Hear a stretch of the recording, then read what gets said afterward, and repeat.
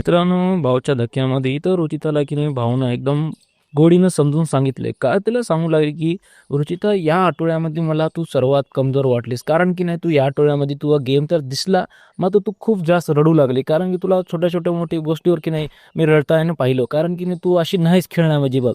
तुझा गेम एकदम नंबर 1 आहे आणि तू या सर्वामध्ये सर्वात जास्त तुझी कॅपॅसिटी आहे, की तू सर्वांना सदस्यांना टक्कर देऊ शकतेस. अशी तुझी कॅपॅसिटी होती. मात्र तू या आठवड्यामध्ये एवढं वीक वाटलीस ना मला, तू ना कुठं कमजोर पडलेली आहेस. तर इथं की नाही असं भावनं की नाही तर त्याला सांगते. तर रुचिता म्हणते, की "हां भाऊ, मला या आठवड्यामध्ये की नाही विशालमुळे मला खूप वीकनेस वाटलं. कारण की नाही विशाल मला खूप हर्ट करू लागलं. मी त्यामुळे मला खूप रडू बी येऊ लागले आणि मी कोणाला सांगणार बी गेलते, की मला काय होऊ आले काय नाही." असं येते की नाही रुचिता की नाही सर्वांसमोर सांगते. तर मित्रांनो इथं भाऊ म्हणते, की "बघ आता तुमच्या दोघांची जोडी मस्त असेल, तुमचा जो काही बी प्रॉब्लेम असेल ना, तर माझ्या मतानं तू की नाही आता हे जे प्रॉब्लेम आहे ना, तू घराबाहेर जाऊन सॉल्व्ह कर.